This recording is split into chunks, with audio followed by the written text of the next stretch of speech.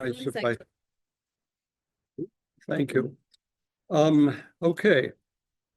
Scott Lawfer is here. And Rebecca Rathnell is here. Rebecca, by the way, represents it's the 6th district. And she is our sort of liaison to City Council.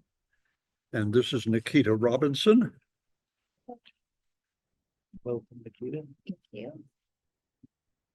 And Richard. How do you like your last name pronounced? Janicio? Ginaccio. Okay. And this is Denise Martinez. Nice. Welcome, Denise. Thank you. Is that Martinez with a Z or a Z? A Z. And Luke Day, former chairman. And that's the way I'm doing. And as I mentioned earlier, Tom just said he couldn't make it today. Yeah, and need some help. Darius has Also, classes. We need to discuss, but we'll do it later, a possible alternative time, which will be difficult, but we'll do what we can. Caitlin Cerna is on Zoom. Yes, present. Thanks, Thanks, Scott. Caitlin. How could I forget? You for Hi, Caitlin. Welcome.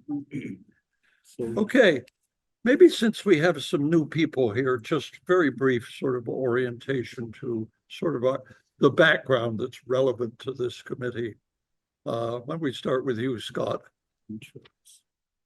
Well, I'm Scott Lawfer. This is my second year, first term with the Commission for the Conservation of the Environment. We're still calling it. It's a mouthful, we know. I'm serving on committee for ecotoxicology that Richard heads, and somewhat active. And Richard and I also were the bylaws committee, and we hammered out a few changes there. So, and I've been pro-environment about all of my life, so. I'm, Yes, glad to welcome our new members. as chair of the Sierra Club, local Sierra Club. I've done that, yeah. I'm done. Rebecca. Sure. I'm Rebecca. I represent the 6th district on City Council. Just started the remainder of my term in January, and opted to engage on this commission. Certainly concerned about climate justice. My expertise and experiences in housing justice. The two are inextricable, and so the intersectionality of it all is certainly an area of interest and should be, I believe, a priority. So happy to be here. Thanks for having me.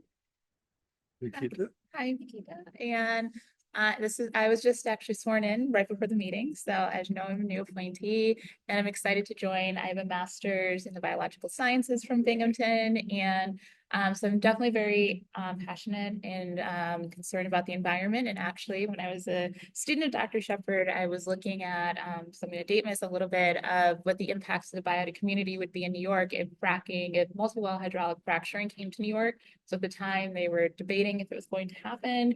And so I read the DE report that was like 1,000 pages. And anyways, all that to say is it's been a passion of mine. And so I'm happy to join.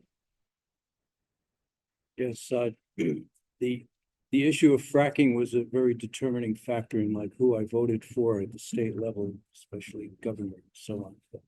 I'm Richard Ginaccio, and I'm a resident of the South Side, and Rebecca is my representative officially now, as of January 1st.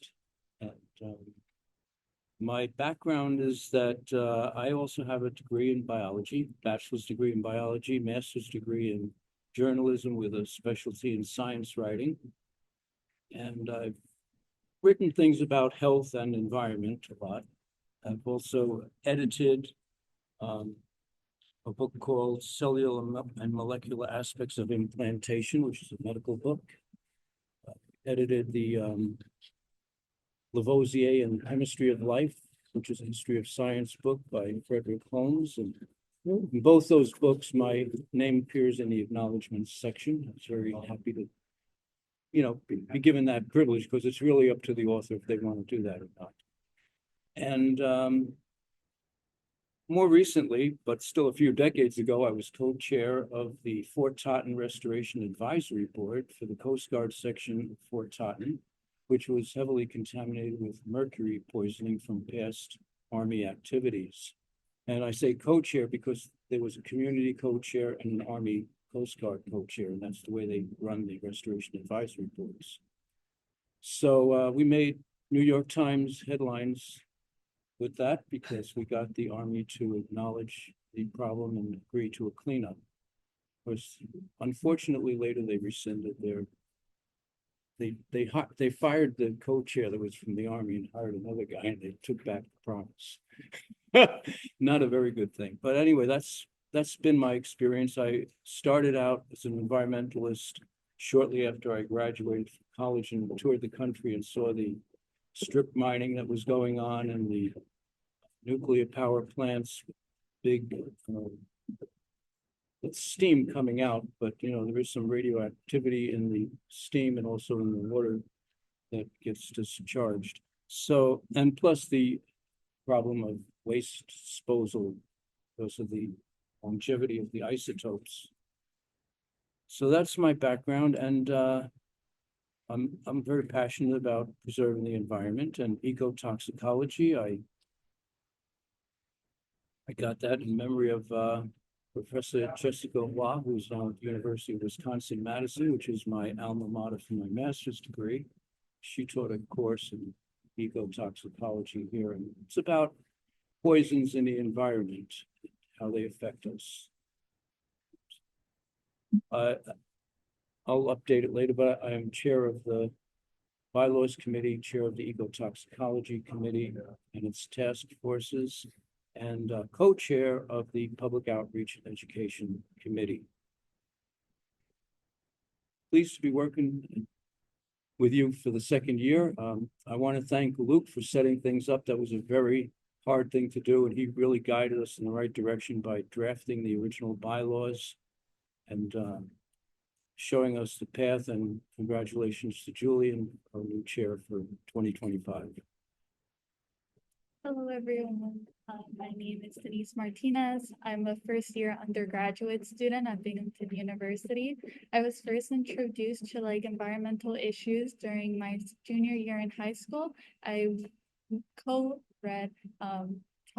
a 4-week-long program with my local Gardner library, and we actually worked together through that program to work with 3rd to 4th graders on opening a pollinator garden, where because pollinators are so endangered, like bees and those things, they're leading to a decrease in plants and oxygen and things that our environment needs. And I was curious because a lot of the 3rd to 4th graders, they had negative stigmas around the pollinators, and they weren't really aware of all of the environmental issues that could arise from that. And then I was also introduced to it as this year in my first semester, I became the youth engagement coordinator for the American Cancer Society. And in researching a lot of the causes of cancer, you see that a lot of them are due to pollution and a lot of environmental issues that are being reinstated through policies that our government allows. And so I really hope to work with you guys to trying to find solutions in our local Binghamton area. Thank you. Thank you, Denise. Yeah, so I've been a professor of biology at BU for the last 50 years, I dare say. And actually, I'm partially retired at the moment, but still teaching and researching, actually. My main emphasis in conservation has always been the sort of the natural environment and conservation of the natural environment, but I've been involved in all sorts of other issues through the Sierra Club and others. Luke. Okay. My name's Luke Day. I'm a retired union pipe fitter, welder. Worked in lots of new plants, power plants, all around the country places. I'm also the former Commissioner of Public Works for the city. There for 8 years under Matt Ryan. And it's a school board member also, 6 years. So I've always been interested in the environment. I spent most of my childhood growing up on my uncle's farm, things like that. Although I worked as a union pipe fitter, and I was also a welding inspector in the gas industry in Pennsylvania. So I have a kind of a different background from most of the people in the committee. But I am very concerned about the environment, and I do believe as a group we can make a difference with the city of Binghamton. Maybe not so much on the national politics or big world, but at least we can do something locally, I think. I think what I try and bring to the committee is commission with some experience in working through city government, and also with the Binghamton Metropolitan Transportation Study Group. And I'm kind of interested in transportation. One of my main focuses, which we've started a committee, but we have not met. One thing I have sent into Albany and requested more information about meetings and the open meetings law. As far as requirements go, personally, I don't think that it has to be so formal as far as subcommittees. I mean, to me, that hinders what I'm trying to do or what I would like to do. As far as I would just like to meet casually and talk about things and meet with different groups, the Sierra Club, the transportation group, DOT, different partners. And I think BU, lately I've been thinking that BU could be a focus point as far as bicycling and walking, because I don't feel that the university has really put a lot of effort into promoting cycling and walking. They just spend a tremendous amount of money building a new path, although they stopped at Murray Hill Road. I think that can be improved, and I just think that it could be promoted more, where I don't think everybody that goes to school needs to have a car. And just the way of thinking. I think that hopefully we can get more students involved in our transportation group and work towards that. And maybe in the interim also work with the county, try and improve the bus system and public transportation locally, and maybe we won't have to build any more parking ramps or parking things, because there's plenty of parking. I think there's too many cars. Anyways, that's my spiel for today. Oh, good. Thank you, Luke. He bicycles across the country and other places too. Just spots. Okay. Hey, Caitlin, are you hearing us? I am. Oh, It's wonderful. coming through great. Just introduce yourself briefly. Sure. So I grew up on a farm in Northeast Ohio. I've been in Binghamton for a little over 10 years, and I've been working in agricultural nonprofits. I have a master's of science from Binghamton in sustainable communities. So I was part of the inaugural class over there. Yeah, I tend to enjoy spaces of like community economic development, and then agriculture environment. Locally, I've worked for Cornell Cooperative Extension and Vines as well, and am the former board president of NOFA New York, one of the leading organic certifiers in the nation, but definitely in New York State. Yeah, and then I have my own business where I do farm and food business consulting and am employed by Northeast SARE. That's my like standard job, and SARE stands for Sustainable Agriculture Research and Education. And I am a grant administrator there, so I oversee about $5 million in sustainable agriculture projects across the region. Thank you, Caitlin. Well, It's nice to hear of all the different expertises here, so that's very good. Okay, so do we have any December minutes? We do, yes. Did I see them? Maybe not. They're different. They're I a little looked. difficult to find. You have to go to the city website Oh, And you have to go to the previous month, right? and under meetings. oh, So this okay. is for everyone. Under meetings for the Commission for the Conservation of the Environment, we have our own site. And Yeah. then they have, you have to go to past meetings. And you'll see the agenda as well as minutes if they're out there.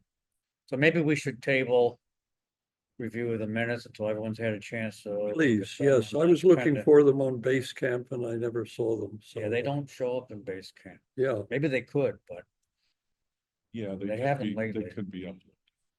I mean, we could implement that if that's a better, Yeah, Way to well, do it. I mean, once you start looking for them on the city site under the commission, just like city council meetings, same thing.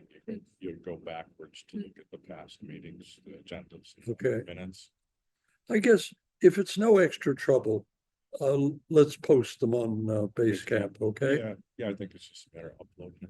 Yeah, all right, so I'm taking the minutes today, and then I will make that Thank happen you. for today's. meeting. and one topic we want to bring up is some kind of more permanent secretary later. Julian, Yes, also, I think if we could request that the city clerk put them in today's meeting with the agenda as well as the previous month. So that, okay, because sometimes you have to push a different tab to get to the old meetings and you won't even be Yeah. aware of it. okay, Yeah, that's a Thank you. good idea. yeah, okay. Okay. All right, let's see, public comment. There isn't any public that I see, so I, Otherwise, Denise, well, yeah. Yes, thank you, Denise. You are actually the public, I guess. Have you anything additional you'd like to say, or? I definitely agreed with what you said about the bus situation. I think a lot of kids, we definitely have to improve the bus transportation system because a lot of kids, their reasoning for having a car on campus is because they think the bus schedule is unreliable and they have very limited times. And so I think to try to get kids to stop bringing their cars on campus, we can offer more time with the bus scheduling, especially during like weekends and times that kids like to go out, but even just in the morning too. Like I think in U Club, they removed the bus system, like the U Club buses. I think they're planning on removing those. And so that limits more the opportunities that those kids have to get to school on time, especially if there's delays or anything, they could be late to class. Okay, thanks, yes. I might have some follow-up comments on that because I've used the bus to get to campus too, but I think maybe we'll leave that till a little bit later. Announcements. Okay, I have just a couple of announcements here. First of all, the Friends of the Two Rivers Greenway, which is the official name of our great new greenway, is looking for volunteers. And they're actually having a meeting on January 30th at 1:30 p.m. at the Broome County Planning, right up there on the 5th floor. So that's 1:30 on January 30th. So if you feel like joining that, I would urge you to consider that. And Or just contact the Friends. Actually, I looked for a website. I didn't find a website. But So that's in the county building, yes, like planning. in planning, yes. Is it at the so that MTS? was for us. Yeah, it's on the 5th floor right up there. Yeah, they have a section of the building. Right. BMTS is the Binghamton Metropolitan Transportation Is that- Study. Or they meet in public too? I'm guessing. Yeah, I zoomed in. do you know know what some of the the people. agenda for that meeting is? like what they're. Just needing? planning, yes, it's planning for the grant. for various work projects. I think the DOT is relying on volunteers to actually help maintain it, planting along there. And so that's as much as I know. I know cycling down there, I ran into Mark Bowers, who's a retired Yep. plant Oh, yes. DOT. I know he's involved in that group, and also Scott Regal. And also Mike Haas, who's a landscape architect. I know he's involved in that Good. group. And there's a pretty good group of people that have started that. They've all already started Yeah, doing some of the weeding, I remember Scott's a good now- guy. I've had some interactions with him. Yeah. I remember now that Mark Bowers is one of the organizers of this meeting on the 30th. Yeah. Okay, But what time? 1:30 PM. Yep. County right across. Okay. County. 1:30 is the date and 1:30 is the time also? Yes. Okay. It's 1:30, 1:30. Yeah, I wonder how if could that's you forget that? Really? Yes. 1:30 squared.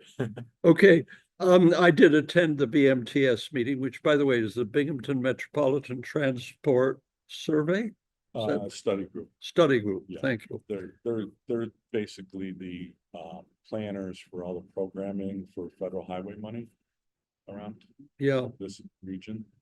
And they go through DOT. So it's each, like commissioners of public works, highway superintendents, that type of thing. They do the planning and the programming, and then it gets brought to whoever the highest official in each municipality, like the mayors or town supervisors, and then they vote on the programming for the federal highway money. So a lot of money goes through them, a lot of long-term planning, and they're the people to go to, they're the experts as far as transportation goes. okay, and they are the ones who are sponsoring this meeting of the Friends of Two Rivers on the 30th. Good. They're also one of their major events is called the Bridge Pedal, and it's a Saturday, I think, sometime later, not now, but later, and they tour various locations of sort of important or interest, particularly around the city, but also a little wider too. But anyway, they're planning that, and they want ideas for places to stop. So if you know some sort of interesting places, they would stop at something like maybe Roberson, maybe Phelps, maybe the garden at the confluence, or places like that of just interest. And so contact the BMTS, and I'll put the full thing in the minutes when we get them, but the title, because all you need to do is just look up the website there. Okay, one other sort of announcement that I need to make is we need a replacement for Ashley. Ashley Seyfried was was our representative on the Environmental Management Council. Actually, according to the minutes, it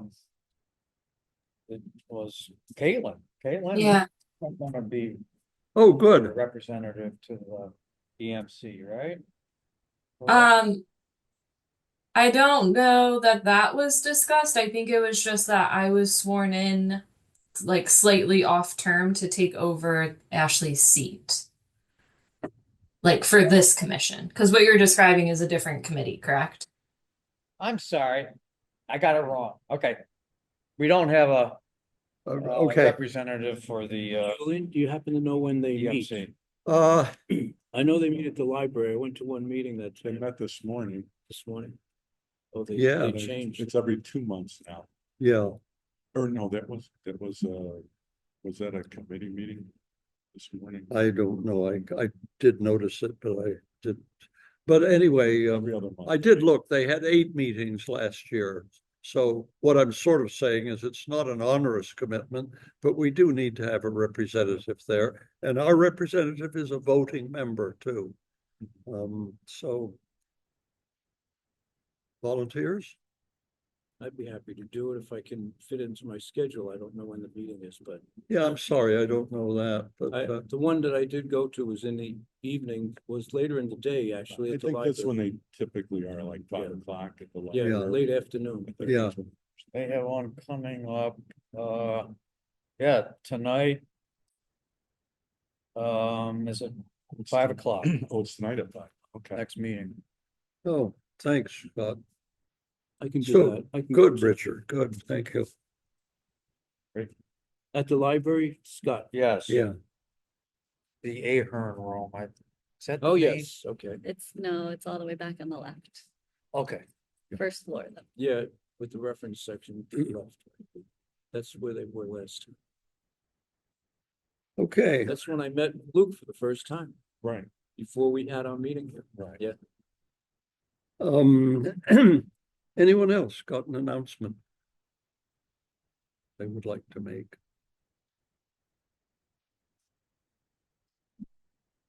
Hearing silence. Can you hear silence?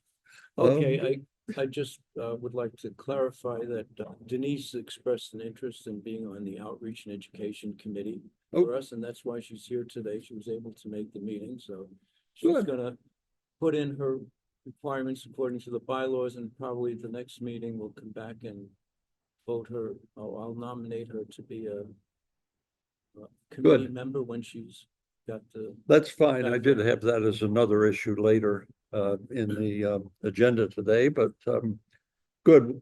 We'll get there and do that. Let's see. Previous meetings, business. New York State Open Meetings Law opinion request. Where are we with that, Luke? I still have not heard back, and they did say it may take several months Okay, to get the opinion back, but I will Well- contact them again and thank you. request feedback again. Okay. Good. Okay, committees. Richard, how's Eco Talks? well, ecotoxicology, we had our last meeting last year. We did not have a meeting this year because we're working out schedule issues. Darius and Scott are on that committee, as well as Shreyash, who's a community member that we voted in as a committee member last time. And we are looking to, we're preparing to foil information from both the Water Department and Parks and Recreation Department, as well as follow up on the previous FOIL request. And we will be in weeks ahead preparing a request for legislation to stop fluoridating the water supply of Binghamton. What is the content of the FOIL request? What is the content of the FOIL requests? Well, the one that we made was it's already been submitted to Parks and Recreation, was to find out which chemicals they use for various purposes. But what we got back, I asked for like herbicides, pesticides, etc., larvicides. What we got back was all the chemicals that they use for the swimming pool, such as, chlorine and a couple of maintenance things like the cleaning fluid and testing of the water, testing supplies. But we did not get anything that they use for landscaping, so that's why I had to renew the request again. And Scott is also, we were all participating, we all will be participating in this because the city is not very forthcoming, even within the city. So you can imagine if you're a private citizen. with information which is sad commentary. Because it should be public information. And so Scott is looking for the PFOs in the water, which is a microplastic. I had to foil to get more specific information than what was in the water quality report. So I got that. It didn't take that long. And it reveals that the numbers of these two particular chemicals are part of the PFAS family, PFOA and PFOS are low, except for the Olmsted well, which is very high, and the water quality report also indicates the Olmsted well is got many contaminants in it. It is used for part of the city water supply, so that's the next thing to look into further. Why are they even using it? The water quality report says less than 0.5% of the city water supply is from there. But I have a call into Jeff Kruger, who also didn't return my call about the PFOA, PFOS level, so I had a He's the call water sewer, again. water sewer super. Yeah, he hasn't returned any of my calls yet. I probably will foil to ask why the Olmsted well is even being used. It's supposed to be a backup well too, but That's my understanding. it's tied into an aquifer, which is a rather shallow aquifer, and the question is why use it? I mean, And well, the state has, my understanding is the state has lowered the limits from what they previously were. And that the Olmsted well is used as a backup. Now, less than, you say 0.5%, that may be, I'm just guessing. It might be because they're doing some work on valve stations or that part of the water system over there. yeah, the water quality report says they have to exercise the well, keep it Sure. running. Sure. You gotta get a flow going through the pipes because otherwise it gets stale. Things happen. If you don't, you gotta stroke the valves, you gotta run the pumps, do different things just mechanically to keep things operating. And I know I did have a brief discussion with Jeff last year Okay, yeah. about that specific issue. And I also spoke with the mayor of Johnson City because we are tied together with Johnson City. So we're like a backup with them. And I know Jeff Kruger, water superintendent, did express interest in maybe pursuing something with Johnson City where they could increase the size of the line that feeds Johnson City and vice versa. Johnson City uses well water. They have a different system through air strippers, and they don't have a filtration plant like we do.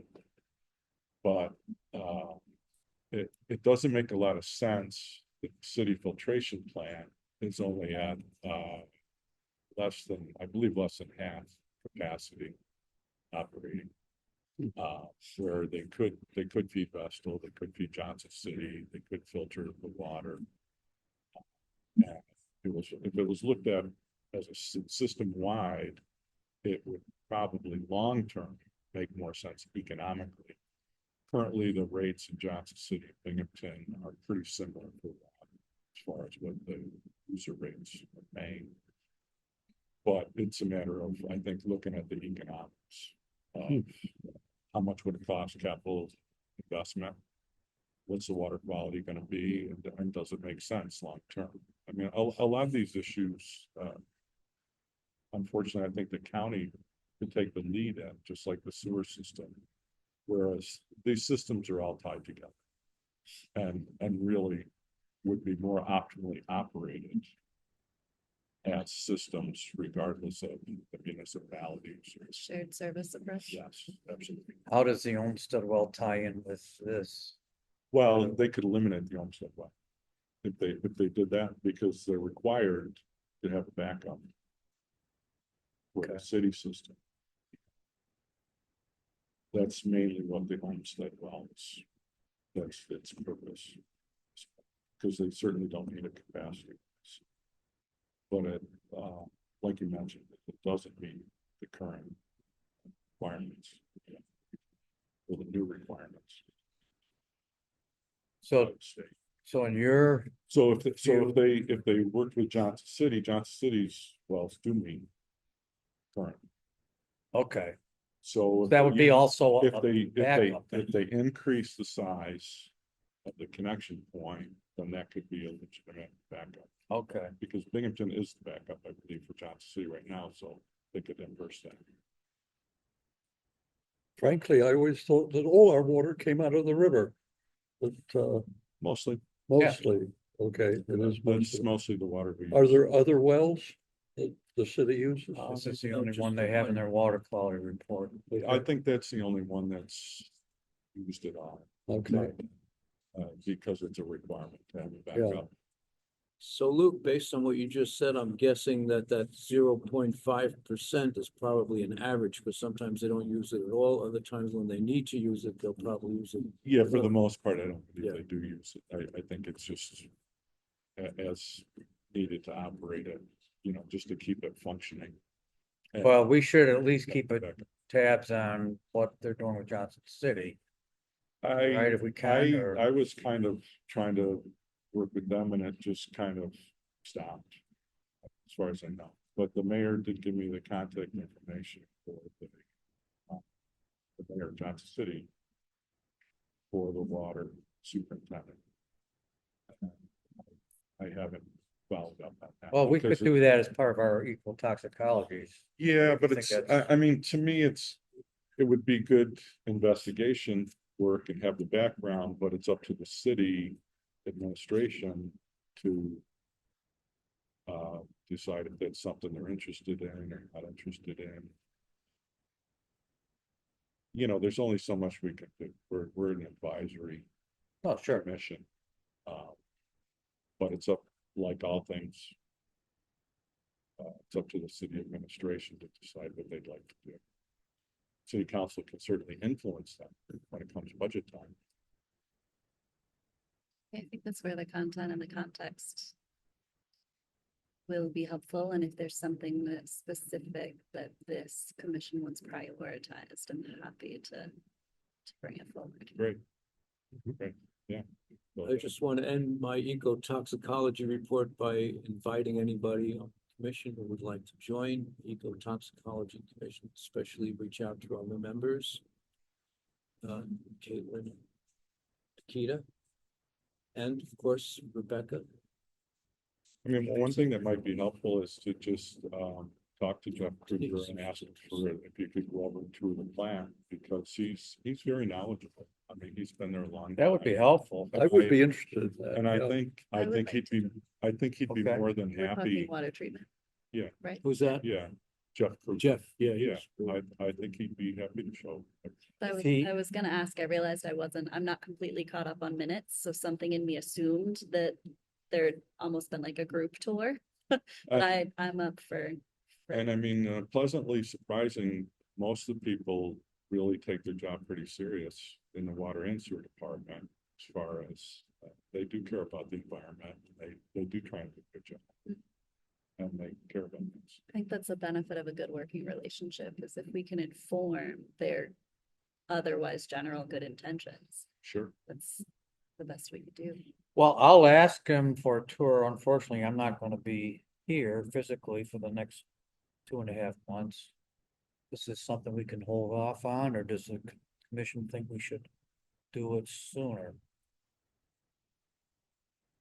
I assume you would like to do the tour. Yeah, Why don't we put it so off we for can, 3 months okay. and do it in April or something? When are you going to resurface? Well, it depends on the government, whether they have a shutdown. They I kick us out of the national park or not, and which could happen in March. If it doesn't, I remember the Um, last time the national park was one of the first things to go. so I'm volunteering at Bryce Canyon National Park till the end of March unless things different and then we have to drive back. So we'll be back sometime in April if that goes that way. So, That sounds but I'll be wonderful. tying in with Zoom to meetings here. Oh, Last good. time they shut down, I had to park on the road and cut through somebody's farm at Point Reyes Oh in my goodness. California. No. People No used to kidding. park. Yeah, because they have the The gate closed. gate closed, yeah, sure. Done. People get locked I in. like the the far- innovation. The farmer didn't mind. That's He didn't mind fantastic. at all. That's wow. I should mention, so I have kid pickup today, so I do have a hard stop at 2:30. Sure. Okay, Not that that needs to rush anything. I just Yeah. Well, didn't we want to can be get, rude. we can get either. back to things. Sorry. No, no, I didn't mean to. so, Scott, if you could just take the lead, and if you want to actually make a date for April or. Yeah, I'll try to do that. Good, thank you. Okay, Gardens Task Force. Tom is heading that up. He did actually put on Basecamp the minutes a couple of days ago, the minutes to the last meeting, which I didn't attend. I couldn't attend, so I do have one pickup there. I could just say briefly that we're looking at sort of city vacant lots. The city owns lots of vacant lots. And I don't know what the whole inventory is, but it's dozens. And we were looking at sort of the idea of fostering gardens on these vacant lots. All I did for it is first of all, I talked to the Parks Department, to Nick Ballard, and he has sort of come on board quite recently. So he didn't know a lot about that. And what I'm referring to, by the way, is the fact that one of my greatest colleagues, who now deceased, Dick Andrus, had actually started a project like that. His big idea was fruit trees on vacant lots. But I did contact Amelia Lodolce, who heads up Vines, and because they obviously have an interest in those kind of areas. And the best thing she told me was that, hey, look, if you guys sort of get into establishing any gardens, Vines would be able to sort of do maintenance, which is wonderful, because that's always the problem. People initiate things and then it Right. dies. Yeah, and the Do Parks you- Department has limited Yeah, people Capacity. so to do lawns. Do you know if Tom has had any conversations with Binghamton's Urban Farm folks? with Binghamton, what? Urban Farm? Uh, Are they that- part of that's- Vines? that's Vines. They're part of Right, mine. yeah, I'm sure it's. Yeah, but I don't think he had, I haven't heard of I don't, any. Yeah, I I don't think Just he's curious. directly Okay. contacted. I but that read makes a his lot of minutes sense. quickly That before makes it came, but sense. I don't think he had talked much about that. But as long as we've sort of Amelia's sort of been the head of Vines for a long time, and she knows everything. So I And she think, used to be the city's sustainability yeah, time before she started Vines. Julian, has the task force had one or two meetings? one, yeah, last December. Okay, so that's when I attended that as a Oh, good. guest. And one of the suggestions I made, which was well received, I think, was that they look into working at the spot by the AutoZone, Pennsylvania yes. Avenue and Vestal, because right now that's maintained pretty much by the green team of one person, George, and he could use some help, and they thought, it's a very visible place where you could show that this is what the task force is doing, and that we have other locations as well, but it's a very visible spot. Yeah, good. Yeah, I remember seeing that in the minutes, yeah. Transportation. Luke, We Yeah. still have not had a meeting. yeah, well, I have been in touch Yes, and I'm hoping to kind of work with them as our subcommittee. Specifically Scott Regal, and cycling and walking. So I will make contact again with him. Okay, I was away for a little bit.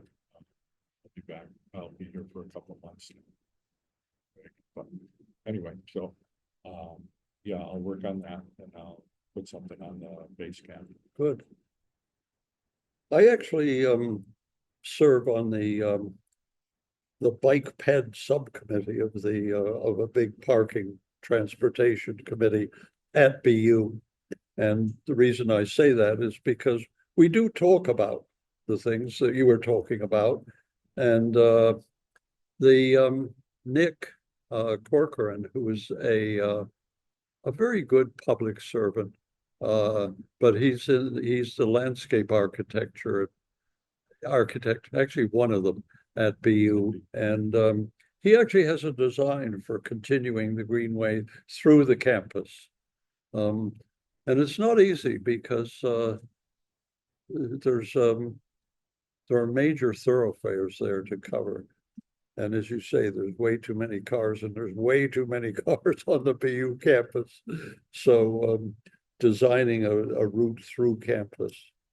I think like most things, my experience in government, if you can find a way to fund things, that's one side of the equation. And then you have to find people in positions that are willing to take on extra work. It's usually additional work to at least to get these things going. Yeah. So you need a champion on both ends, one to finance, one to actually execute. Nick actually has this design. And the way it encompasses some other transportation around the campus. And the way he says it happens is that this is a design that's been accepted by physical facilities at Binghamton, who now call themselves facilities management. And what that means is when they do a project, any construction project on campus, they should consult this plan and make sure that it's integrated with it. Works. Yeah, That's, so- I mean, that is nice. So that's actually progress that has been officially.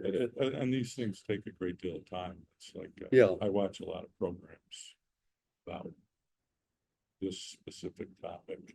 And they talk about Scandinavia, and people think like it's always been that way with bicycles. It's not, but it actually was a long, like 40-year process to get to the point where they are in places like Denmark, different countries where cyclists pretty much rule the roads. So it does take time.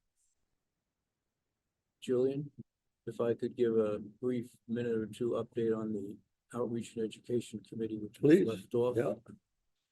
Okay, the Outreach and Education Committee, like the Native Plants Task Force, has had one meeting recently. Ecotoxicology had the most meetings last year, about 8, but the Outreach and Education is just getting off the ground because for the most part, I was the only member and didn't call meetings with myself. But then Darius wanted to join, so then we had 2 members, and then Shreyash wanted to join, and Denise is also interested in becoming a committee member. So that committee, we decided that, well, we did have one activity. We went to the Southside Neighborhood Association to talk about the zoning plan, which the commission was asked to weigh in on. And we had recommended some changes, especially with respect to transportation issues and flooding issues. Unfortunately, the legislation was passed as originally written without modification, but that doesn't mean that we can't have amendments in the future to refine things that may have been overlooked, right? That's always the case with legislation.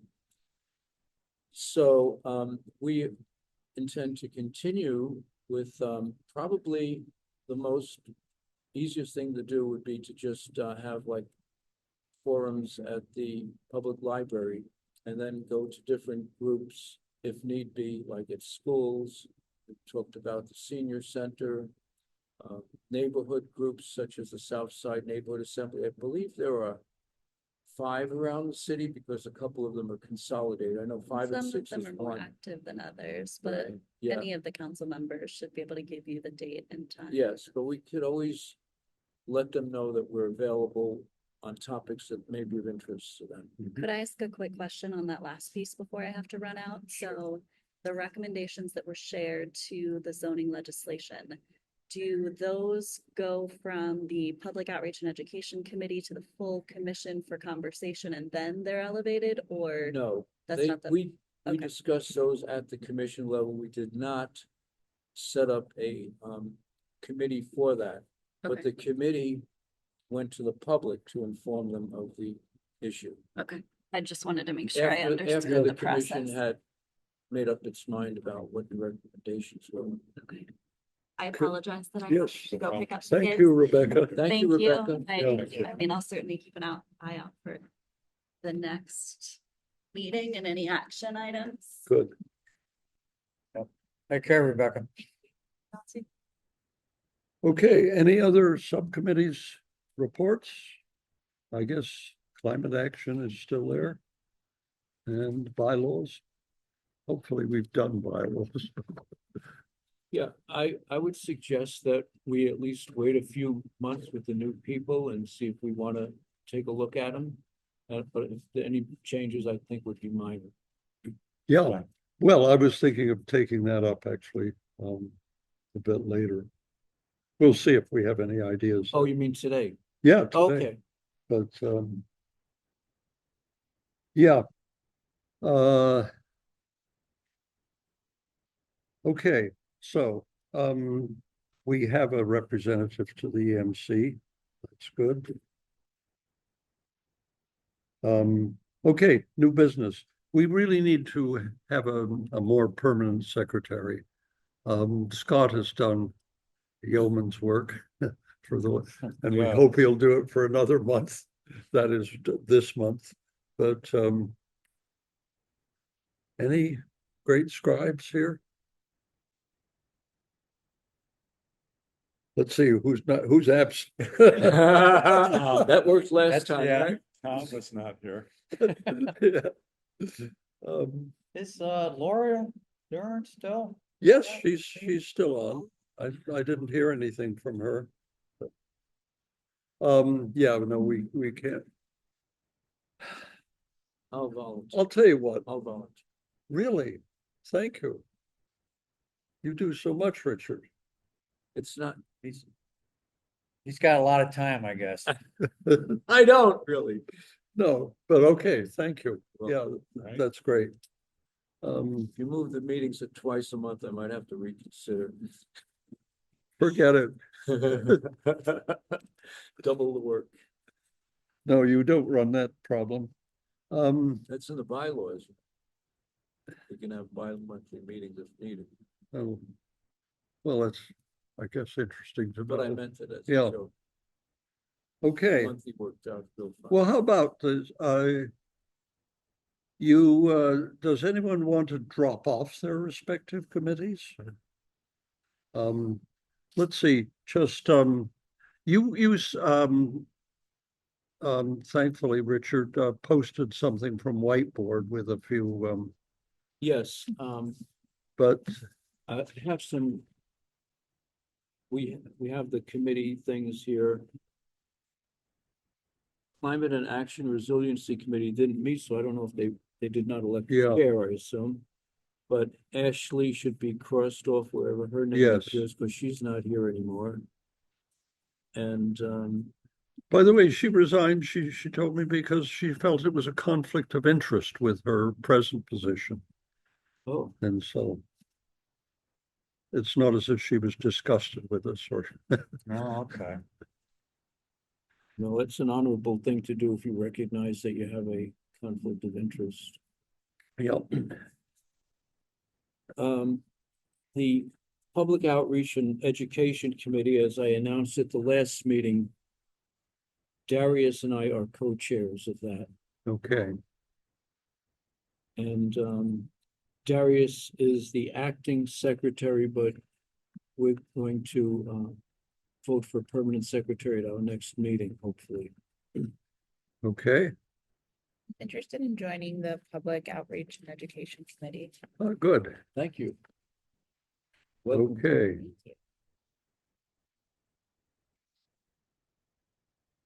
Then also possibly the eco-toxicology one. So what? Also possibly the eco-toxicology, Okay, but I don't know if there's like, is it, cause I know there were are there additional people that are not listed? So just make sure that. Yes, Shreyash should be on both of those. yeah, Shreyash is, Shreyash, SHR. is not on the commission, but, we have the instituted by bylaws last year, we have the right to bring in people to be on our And committees. by ordinance of July 20th, it went into effect. Good. Passed on July 10th, went into effect July 20th, as I told you. Yeah. Shreyash Shrestha. Richard, could I put it to you to just revise the list? I mean, it's fairly Okay, yeah, I simple. did it on, I know you did Basecamp already, already, yeah, but, yeah. okay, but you don't have But I'll Nikita, add Nikita yeah. to both of those committees. Do you want to be definitely on the eco-toxicology committee then? Are there too many people? No, not at all. But I There's no wasn't such sure thing as you too were many. definite about it. Yeah, but like those, I think are, those are very important. And then with the transportation committee, are there things that you guys are doing with with that one? Are there things that you work with the buses or like with the BC Transit? Well, that's more county, so I guess there's not too much. Everything is new. This whole commission Yeah. is relatively new, even though it's been in the city charter for 7 years. Just got revised last year. Okay. So these committees and subcommittees we're just kind of ad hoc, coming up with these things that we're interested in working on. So you can have input and we vote on whatever. So everybody's welcome to, like I said earlier, I'm hoping to hear back from the state to say open meetings law, that we don't have to have like formal like this, recording the meetings and going through that whole thing. I just think it'd be simpler if you could just meet, have coffee or whatever and discuss different things that you want to work on. As far as, I mean, so far transportation, Julie and I have spoken about it, but we haven't really had a formal meeting or anything. Because there's all these different transportation groups in the area, and like you mentioned, the county is really, as far as public transportation, they're the driving group. Yes. But there are other groups I know that are working on transportation issues for other municipalities and rural areas, different things. A lot of it goes through the county planning department and whatnot. So there's endless topics to work on. Transportation. And I don't know if you know this, is there any collaboration between the city commissions and the county commissions? So I don't think the county has the equivalent of what we have, but like do like so like for example, do they actually or they do- might or they have a do? Okay. larger- The EMC. Okay, yeah, sorry. That Richard has agreed to be the representative. He will be the voting member, which they're going to meet at 5 o'clock at the library. They used to meet once a month. Now they changed it last year, I believe, to go every other month. The next meeting is actually after this one is March. So there's, and other municipalities locally, they call them CACs, which is equivalent to our commission. They're committees, environmental committees, basically. So, and then they are part of the EMC, the counties. Okay, no, that's good to know, especially like, because even things with transportation, which is the county thing, and yes, I definitely have a lot of input for the bus system as somebody who takes the buses and yes. So that group of people that are from the planning department and the county. I think occasionally the transportation.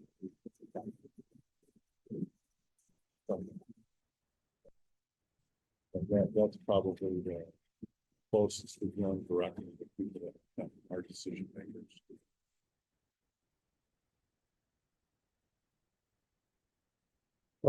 Okay, I mean, Before we advance too far, I wasn't on the list for the native gardens, the list that was posted. So just want to make note to add me on that one. oh, yeah, I didn't catch that. Well, Caitlin wants to be on the list for the Native Gardens oh, good, Task Force. okay, yeah, Okay, thank you, Caitlin.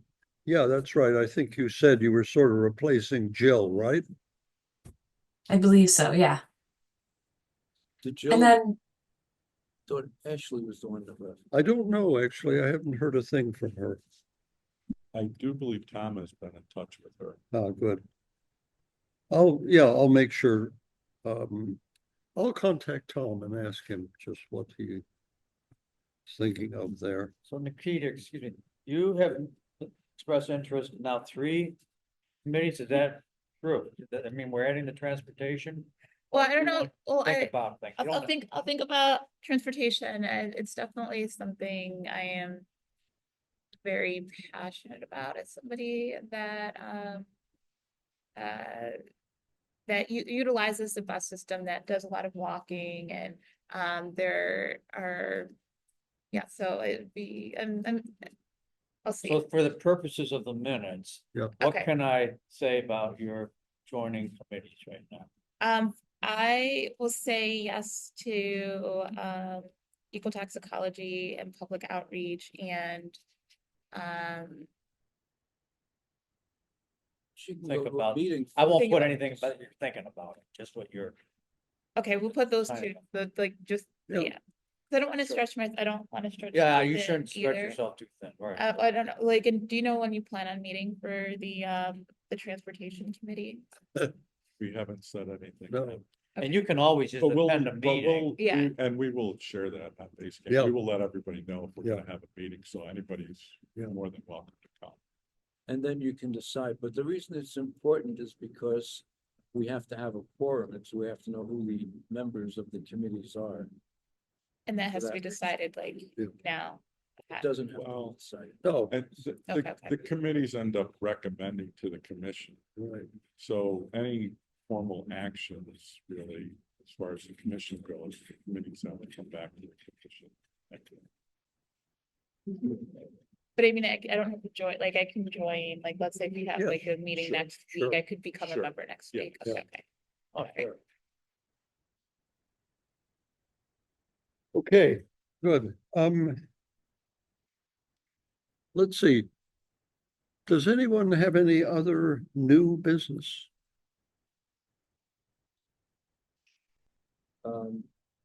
Yes. I wanted to suggest that we think about setting up maybe a planning and zoning committee, because a couple of times we've had things come to us, and instead of using up the whole meeting at the commission level, we should have probably had a committee doing some groundwork on it to save time.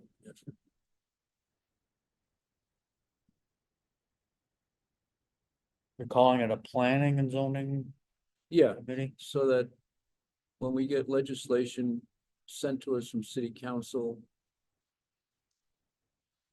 the zoning and planning committee can deal with it. Okay. There was some comment that I read somewhere, I think it was from city council, about the purview of our commission. And it was saying just simply, hey, that's not really your business.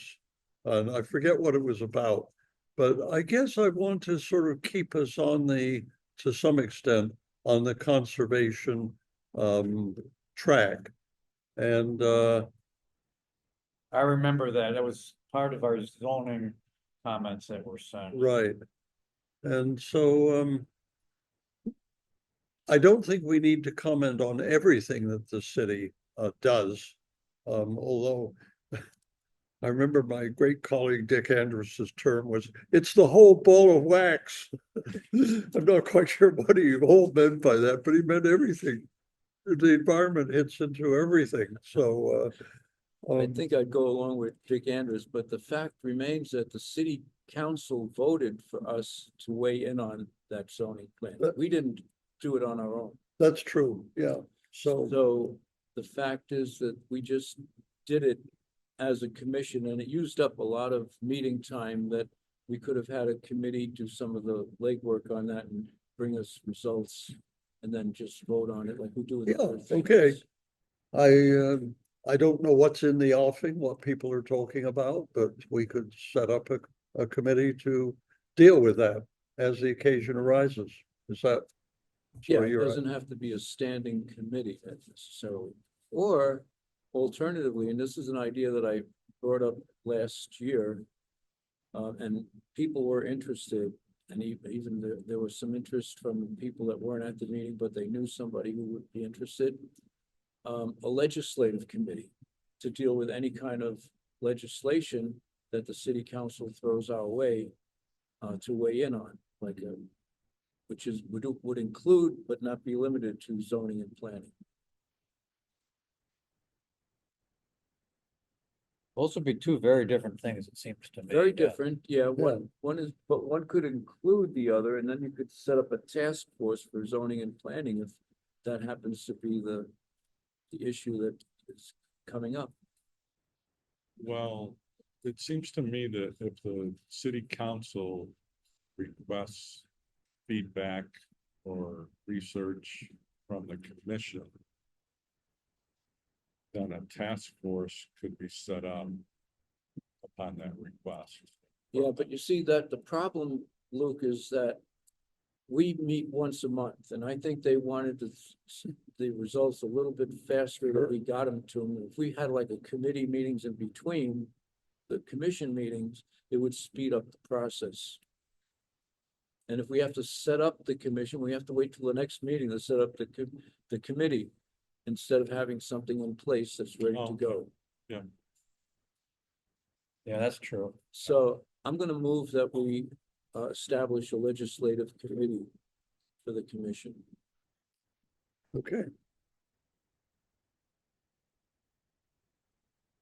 And you're not gonna pursue planning and zoning for the moment or for the time being. If we get a request from city council on some zoning legislation, we can set up a task force to do that. Within the legislative group. Huh? Within the legislative group. yeah. That makes sense. Yeah, because it's Yeah. legislation. Sure. By the way, we do need a second for Richard's motion. I'll second that. Good. Discussion. Okay, thank you. Yeah, Vote. if I hear no Could I- discussion, I'm sorry, we're calling some of our things committees and some task force. yeah, And I'm a little confused, I guess. So this is a committee, the legislative. The Managed Native Gardens is being called a task force. Shouldn't they all be committees and a task force will be under a committee? That's the way I see it. Yeah. We have two task forces under the eco-toxicology. committee. Right. Just, all right, we don't need to fix that right now. I just wanted to clarify.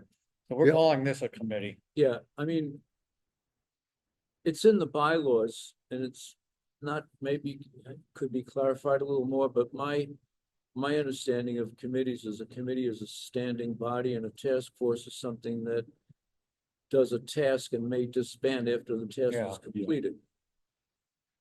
Yeah, so really the Native Gardens should be a It committee. probably should It be a seems like it committee. should be. So let's do the legislative one, and then Yeah. you want to make a motion to change the name of well, maybe we should wait for Tom. We should to wait come till back. Tom. yeah, Yeah, Next month's meeting. Wait for Tom to come back and we'll- lead on that. But we could make a note of it to put it on the Sure. agenda for next okay, time. yep. That's good. I have a quick question on the legislation one. How do we know what legislation is being brought to the committee? Is that going to the chair? Is that making sure that we're talking to council people? How is that communicated? Well, city council meetings are all posted on YouTube, but I'm sure that the council member, Rebecca will I would bring it think to our Rebecca would attention. bring that to the chair, Yeah, and then the chair would Would put delegate it it to on the base legislative camp for group all of when us. needed.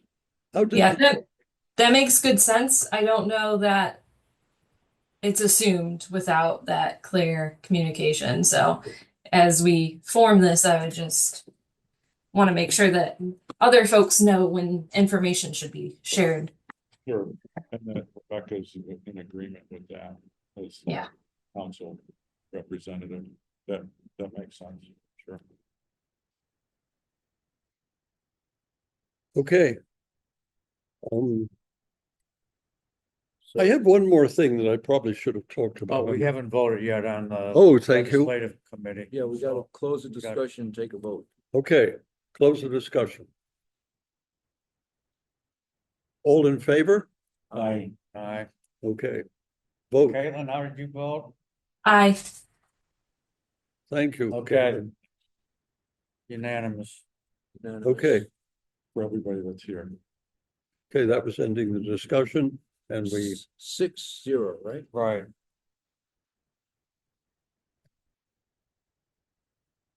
Okay. okay, yeah, I have one other thing to mention. It's really old business. It concerns the fluoridation issue. I talked with the medical director of the Broome County Department of Health, and he is planning to come and testify or not, or to talk, I guess, with city council, either at one of their work sessions or their public meetings. And what I was worried about and by the way, the issue was that for you newer folks, we did pass a resolution to recommending termination of fluoridation of city water. City water is actually fluoridated to the extent of 0.7 parts per million.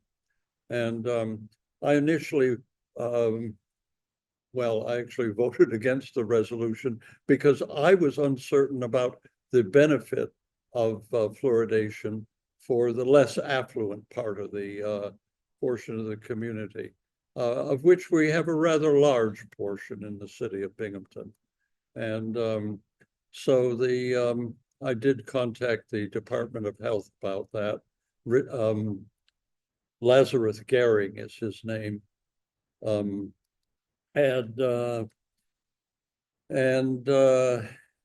he was also concerned. And so he will be coming to the city council at some point. And since that was largely your initiative, Richard, I'll make sure you know when that's going to happen.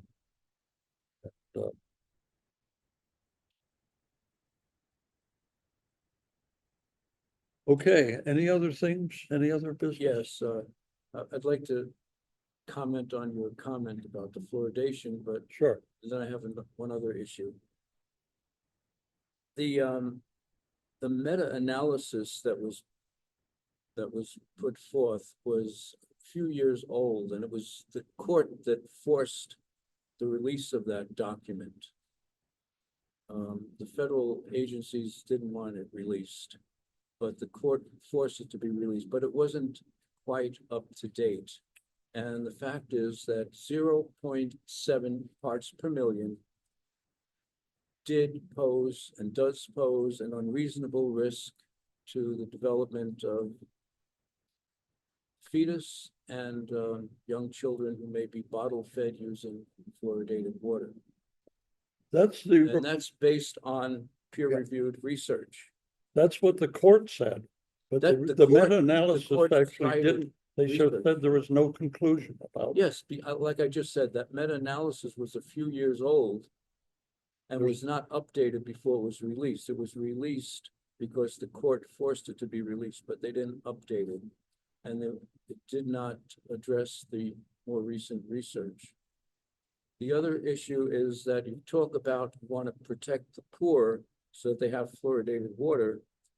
There's very little evidence, if any, that fluoridation of the water supply protects the teeth. The CDC itself said decades ago that the main way to protect the teeth is topical application, toothpaste and so on, not drinking the water and let it go through your whole body where it affects every part of your body, okay, in a very detrimental way. And what the commission voted for when they voted 5-4 not to fluoridate the water, they voted to stop adding toxic waste to our water because the fluoridation that we add contains the toxin fluoride. It is also contaminated with arsenic, cadmium, lead, and other potential toxins that are neurotoxins, as well as endocrine disruptors and Sorry, what's fluoride. contaminated by the cadmium, et cetera? The fluoric acid that they add to the water supply is not a pure substance. It's not sodium fluoride that they put in the toothpaste. It's a waste product from the phosphate fertilizer industry with all kinds of contaminants in it. I didn't know Oh, you that. didn't know that? Yeah. Okay. And as Jeff pointed out, it is the most toxic substance that they have to deal with. It's highly corrosive and they have to be really careful how they handle it. So In that concentration that they use it, yeah. yes, yeah. So, you know, that's what it comes down to. They even recommend not using fluoridated water for bottles feeding. And if anything, the poor people can't afford to buy bottled water when they're pregnant and when they're feeding their infants with formula. So this argument about throw it in the water to protect the teeth is bogus. The research also showed that countries that do not fluoridate the water, which is 97% of Europe, do not have more tooth decay than we do. It dropped in both places over the years, regardless of fluoridation of the water. Two questions. Well, one question, oh, do you have a question? Do you wanna? So one question that I have, like with I'll wait till she goes by. The one question that I have when you were talking about the European studies, does that adjust for the lack of dental care in the US? Because they have healthcare over there in dental care, whereas here, dental insurance, if you're lucky, if it's included, it's not very good. And so a lot of people aren't receiving dental care. So I think we should use caution with using them Yeah, as there are because there's founding influences, but also in New York State, it's optional. Long Island does not fluoridate its water. And there are other smaller communities that do not fluoridate. they're also, Long Island is more affluent, generally, for the most part. So I think I don't know if there's like any studies where, you know, similarly affluent or similar, like basically the socioeconomics, and I mean, you can't really adjust for those things, but if there's a way to see. And then the other question with the toxins that you mentioned, what does the city test for in the water supply and how often are they tested? So do we know what our lead levels are? Do we know, and like all the ones that you mentioned, do they test for all of those? And Yeah, they test for a lot of things and they put out a report once a year. and do you know, Is like, it every year, Scott? Yes, it's by law that they have to. Yeah. Yeah, it's every year they put out the report, but they do. But they stamp test it a- more frequently, but then they compile it and put out They one have report a sample year. reports all around the city that they test regularly. and you know, and what are, like, then for the things that you mentioned, you know what the levels are? Is there anything that you mentioned that's not tested for? That's not tested for? Yeah, the toxins that you said that were in the, like by fluoridating the water, you said that there's other things that, like lead is one that I remember that you said, and I know that they test for lead, but like the other, But I'm not talking about the water, I'm talking about the solution that they use to fluoridate the water has contaminants in it. It's right, not so then that pure. would get into the water. Of course. Yeah, so that's why I'm wondering, like, for all the ones that you mentioned, are there any that are not tested? Like the lead is something that we test for in water. And so like, just like I said, if we're adding contaminants to the water supply, it would be good to know like what are the levels? 'Cause it's gonna That's be a good diluted, question. but Whether like, what they are the levels? Tests for these before or after they fluoridate, I'm not sure about that. Well, they do the sampling is the water as it comes out of your tap. Okay, And so there, and then assuming Yeah. there's no So that's concern being- with the, That's being tested, any of those levels should be in the reports. and have you seen the reports? Yeah, we have. And so I'm assuming well, like I don't know they're, if we have. are they all within normal 24. range? Or Yeah, acceptable they range? meet standards. Yes. I think the Yes. most recent one is 2023. Yes, But standards is a tricky question because standards have been lowered over the years for lead and for mercury and for fluoride. It used to be much higher. They Right. lowered it Yeah. 2015 because of fluorosis in teenagers' teeth. By the way, you're talking about one meta-analysis, by the way, but I read two that were dated 2023 and 2024. And so, yeah, that's the date, but they were produced before that. See, they don't update them before they release them necessarily. Can I ask a logistical question on the objective here? Is there a proposal to change the resolution or the recommendation that's been made to City Council? Because as I understand it, that's already moved forward. it has, yes. So I just want to make sure we aren't just debating to debate, because Caitlin, and anything we say to the council is a recommendation. The council has the power to do what needs to be done. okay. Yes, we're an advisory board. I will pass around a recent article by the New York Times that I sent to the ecotoxicology committee, and it's an informative article. It pulls together different studies, and it was published by the Journal of American Medicine Pediatrics. Oh, yeah.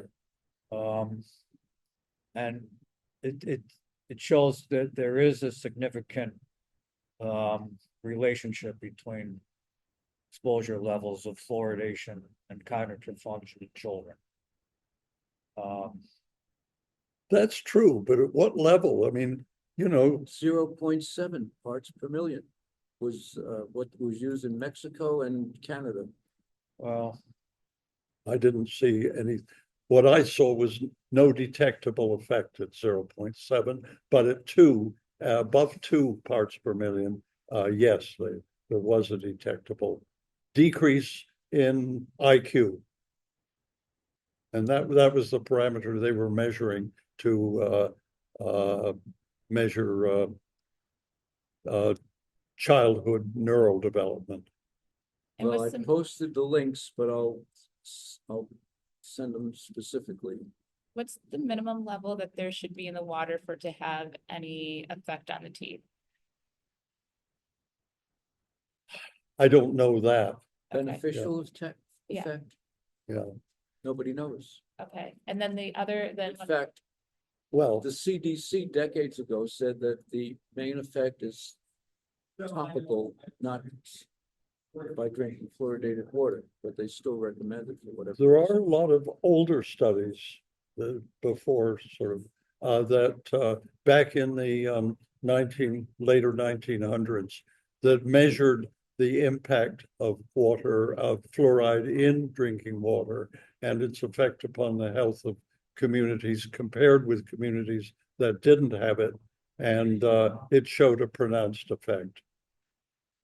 It But you're showed a- telling me those are older studies. Yeah, But, everything is a matter of sort of levels of these toxicants. And, you've got to measure the benefits versus the problems. And yes, there's a slight effect on IQ at higher than 2 parts per million, but there's no detectable effect at 0.7. And I disagreed.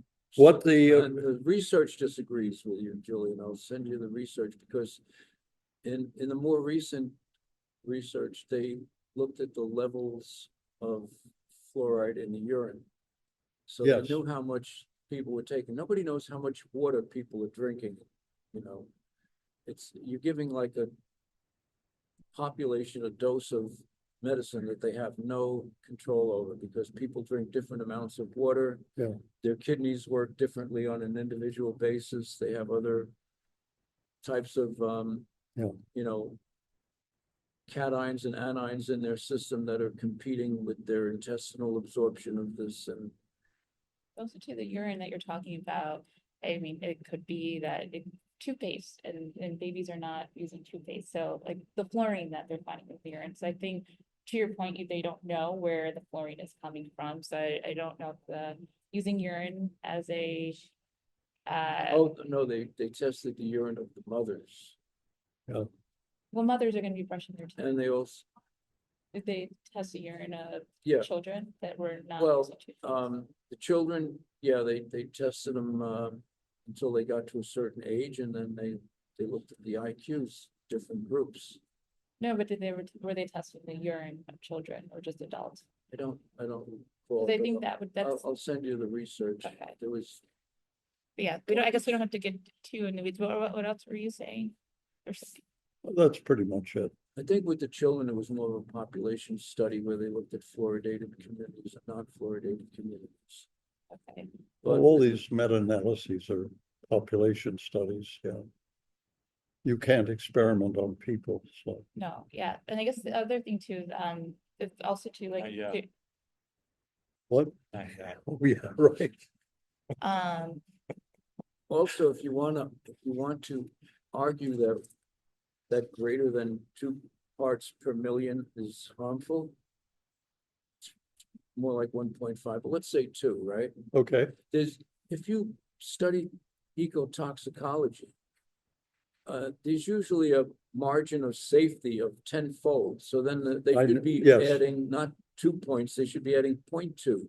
that's what the court was saying. They didn't Well- have any evidence that it was, that 0.7 was damaging, but they did say, hey, at 2, you should have a larger margin, and that's why they instructed the, Environmental protection. yeah, Agency. to look at it again.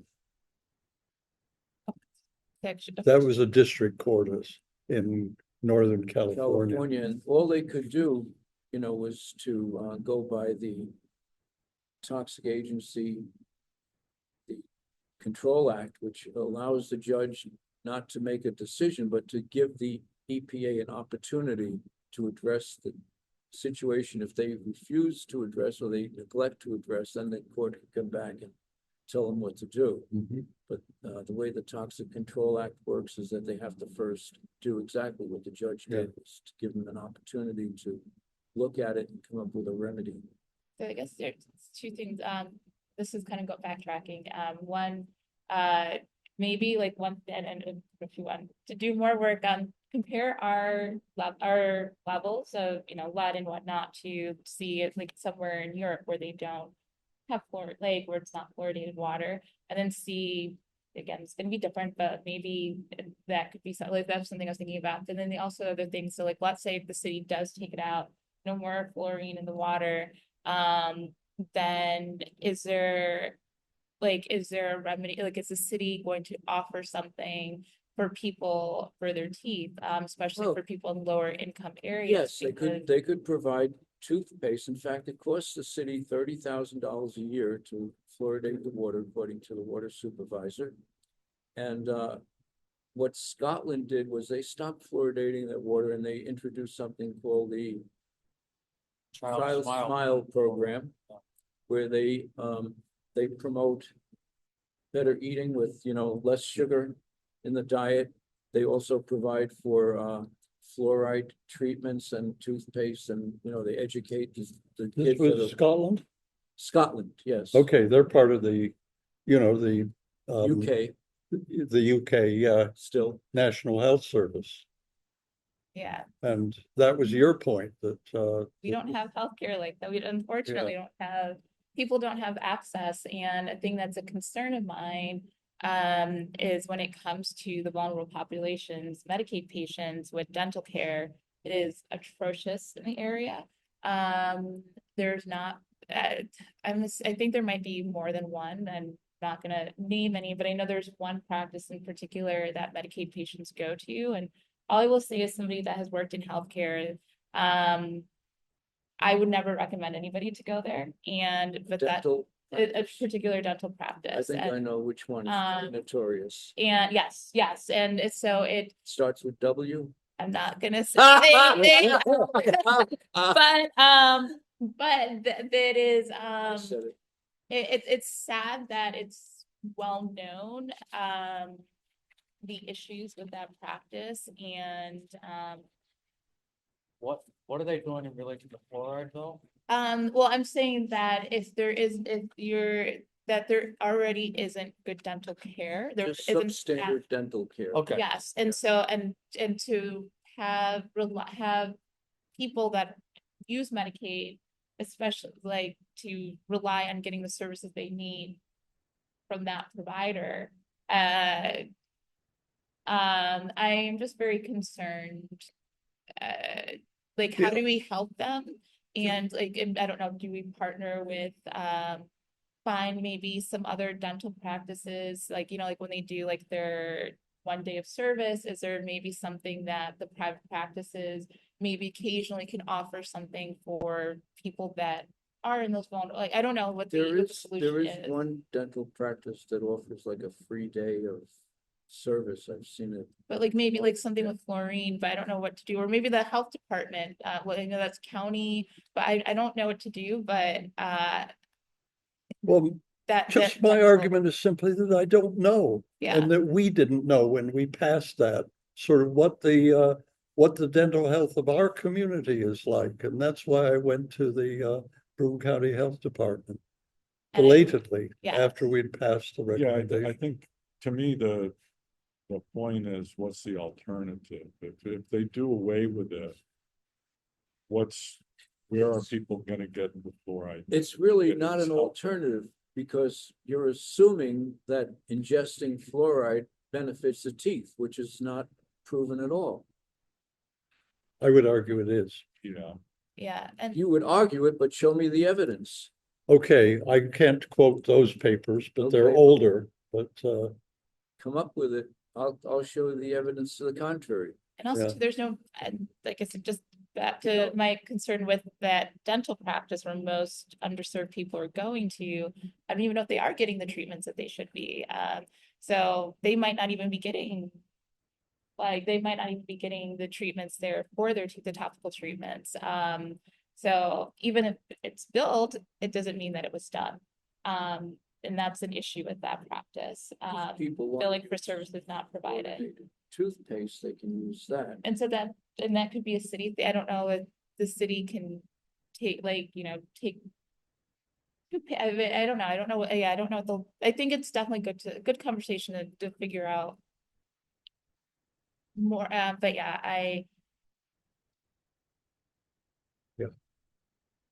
the CDC and the American Public Health Association still endorse the idea.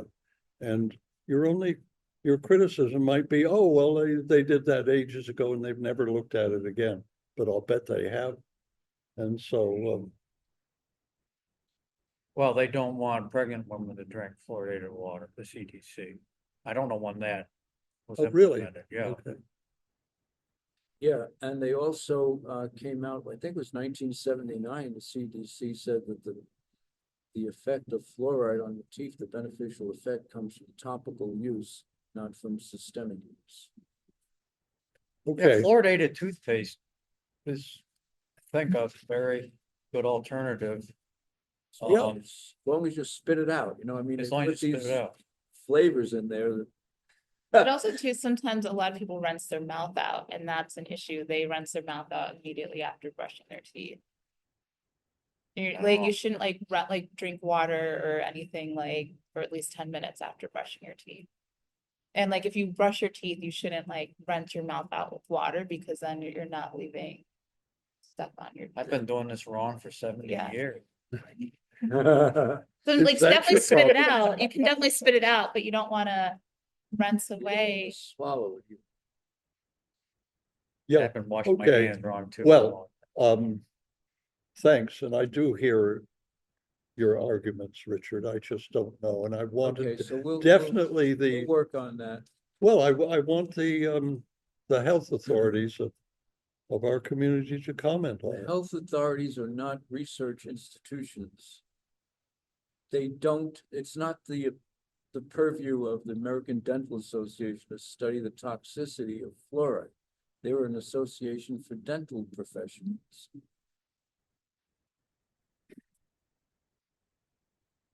There are scientists that have done a lot of work on this. Here or New York? And That's going on here. Well, with the right questions to the Department of Health Director, you know, No. we could sort out some of that. But Yeah, well, that's why I went to them. Okay, I said I had two issues and I have one more. oh, yeah, I wanted to find out, I'm sorry Rebecca left, but I wanted to find out how Denise, Jill and Shreyas can have access to base camp so that they can participate in our issues. You know, give the information that they need to be. I think that's a question for Samantha. Oh, Samantha. Yeah. Yeah. So. Actually, on that note, do we want to formally, add, Denise to our, how did we refer to those people? It's non-commissioned. We can appoint you to, Committee member. committee members. Would you like to be a member of the, what was it? that- Toxicology and outreach and education committees, right? well, she was interested in just the one, right? No, she's interested in the water. Oh, Well, I'm sorry. Let me make sure I got No, that it's right. Okay. I didn't bring it up, I'm sorry. she didn't bring it up. See, that was our. Oh, that was a. conversation. Right. Yes. That was it. Oh. So. I guess I should ask, What, Okay, so I moved The to chair. make Denise Martinez a committee member, of the Ecotox. Eco Tox and that- outreach and Is education. that what you'd like? Yes. And Good. outreach and education. And outreach and education, okay. We need to vote. Okay, Do we need to vote or no? yes, Yeah, you have to vote. well, the bylaws say task force committee members are open to, they're calling it task force, but it's underneath committee membership. There's another confusion, but subject to the appointment by the commission chairperson. After the commission vote. See, we vote and then yeah, sure. Julian says, Oh, we I can vote. hereby appoint you. Right?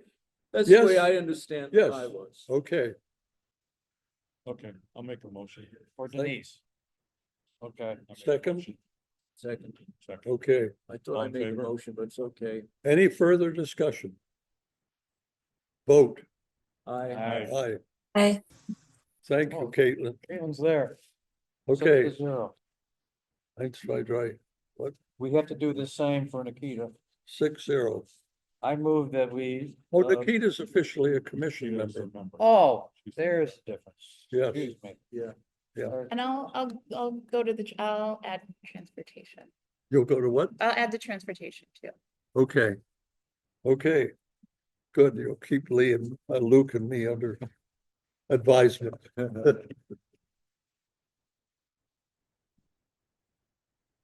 Okay, You want- I you gotta suggested, Make the appointment now. You sorry, voted, now you gotta, okay, I hereby, there you go. yeah, Thank you. appoint you, yeah, to those two, okay? I look forward to Congratulations. working with you guys. Good. Thank you. It's nice to have a connection with the student body, actually. We have 3 students. Darius is a student too. He's a senior. Yes, All right, I move that we adjourn. actually, sorry, but I have some discussion on that. Oh, sure. Just one thing, Darius is busy Tuesday, Wednesday, Thursday. I need to find out what this city clerk can tolerate. But, what, if we changed it to Monday, how would that resound with you guys? Well, first, I wanted to clarify, are we gonna meet here or in the clerk's office? Because if we meet here, we don't have to worry about their lunch hour, I guess. Yes, That's a good point, yeah. But you also have to have the IT department has to set it up, so you're adding additional work to the department Uh-huh, by having it set up here. yeah, or we could meet at the library, which we had a committee meeting there, it went Yeah. pretty well and posted on YouTube. Well, doesn't IT have to be, well, with library meetings? No. Sam said we just record it and give her the recording, that's what we did. Really? Darius recorded it on his cell phone, it came out fine, you could hear it better than the mic that is here. but they have to be zoomed in too. Oh, well, that we Yeah. probably can't do. Yeah, I mean, I don't know if we could, but Yeah. they have the equipment at the library, but how to operate it. is a Yeah, Different story. well, just let me ask my initial question. Would Monday afternoon, same time, work for us at least? I could make that. It's okay with me. Is it is it a specific week number? Like third? Are you suggesting the third Monday of the month? Yeah, what's today? Yeah, the third. I get confused. This Yeah, is- the third week, yeah, Yeah, this is the fourth, because I was. Right, away. right. That's the- Yeah. So how would that work for you, Caitlin? I am not available from 2 to 3 on those days. Yeah, okay. Okay, well, I just threw that out as an idea. I'll come up with a few other ideas after I talk to The Sam clerk's office. Costello, yeah, Yeah, I think they could, if they gave us the options of what times are available maybe and put it on Basecamp. right, And Yeah. then people could right. say they're available or not available. Okay, sorry to halt the adjournment Julian? idea. We need to adjourn. Julian, I recall that initially when we had our first meeting, Yeah, you were saying that you would rather come later in the day, and basically we picked the time to accommodate both Ashley and Hadassah, because Hadassah has a babysitting problem. okay, And, I'd forgotten that. and Ashley had a conflict, so we moved it from the second Thursday to the third Thursday. So we have a different mix now. We have Rebecca that consider too. We have Yeah. to figure out how her schedule is gonna work. Yeah. Because we want her to be Sounds like here. she doesn't want to go much later than 2:30, so. Yeah, so we need to find out. Yeah, okay, I'll do that. It's always a problem organizing meeting times for a bunch of people, for a bunch of important people. Busy people. Yeah. Okay, I move we adjourn. Second. okay, all in favor? Aye, Anyone opposed? Good, thank you. thank you. Thank